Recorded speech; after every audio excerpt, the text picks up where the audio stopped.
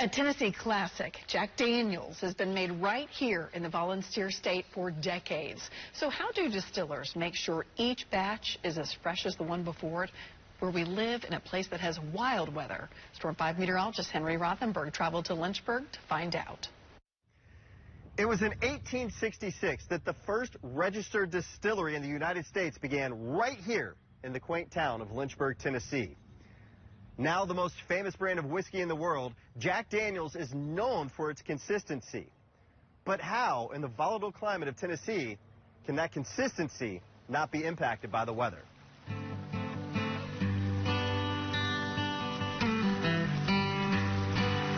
It all starts with water. To make whiskey, it must be free of iron, otherwise it would turn black and bitter. One point that led Jack Daniels himself to choose the location of Lynchburg was the natural spring water and, more importantly, the presence of limestone in the area. Limestone acts as a filter, removing iron from the water. When it rains, water is absorbed into the ground through the limestone and eventually making its way down to this spring.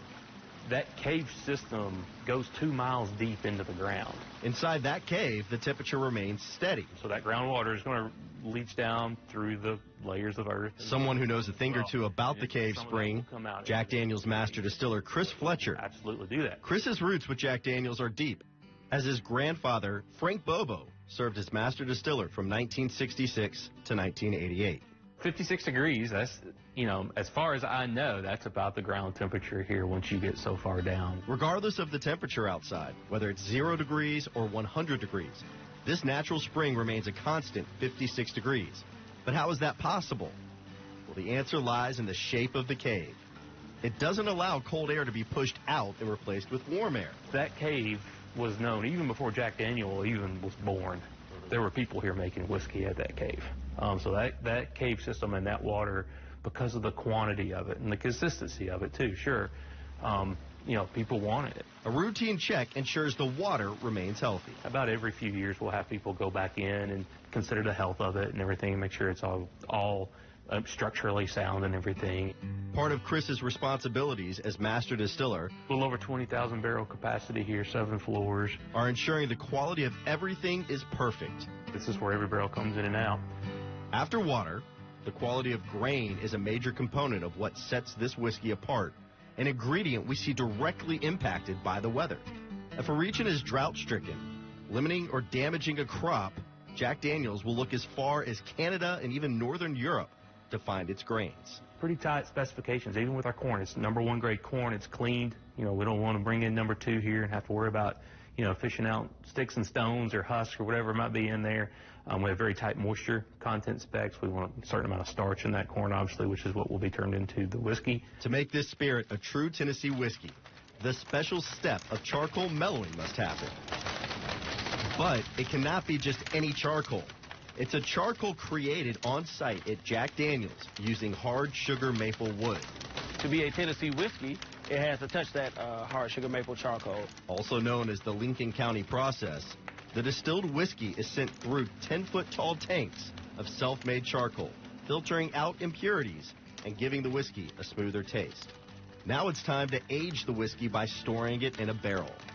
But not just any barrel. In order to be a bourbon or a Tennessee whiskey, it has to be made from new charred oak. But what we use is white oak. Meet Byron Copeland, manager of maturation and innovation at Jack Daniels. So that whiskey penetrated all the way down here. The production and consistency of the barrels falls on his shoulders. The white oak that we use comes from the Appalachians. So when you think about those states, you think about Alabama, Tennessee, Virginia, West Virginia, Kentucky, Missouri. Some good white oak comes from there as well. So there's a bunch of states that we could use to, get that white oak from. With such a large region that grows white oak needed for this whiskey, there's somewhat of a safety net should one area be experiencing some sort of extreme weather.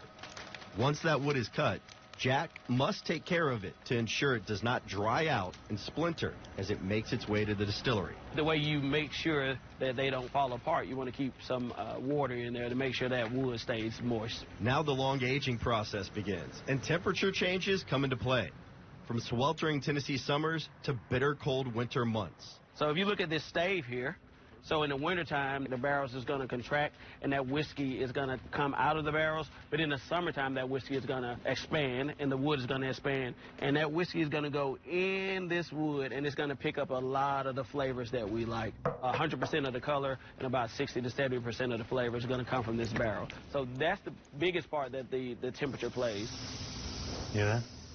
So there's still some heat built up in that. Those great flavors include oak, vanilla, and caramel. From the water to the grain to the oak used to make the whiskey barrels. Okay, ready? 5, 4, 3. Oh, that was a quick. They all serve as a special purpose to make Tennessee's second largest export. That's pretty full. And despite extreme cold in the winter or extreme heat in the summer, remember that a small town in Middle Tennessee harnessed both for decades to make the most recognized whiskey brands in the world. Not bad, huh? Think we did all right? For News Channel 5, I'm Storm 5 meteorologist Henry Rothenberg.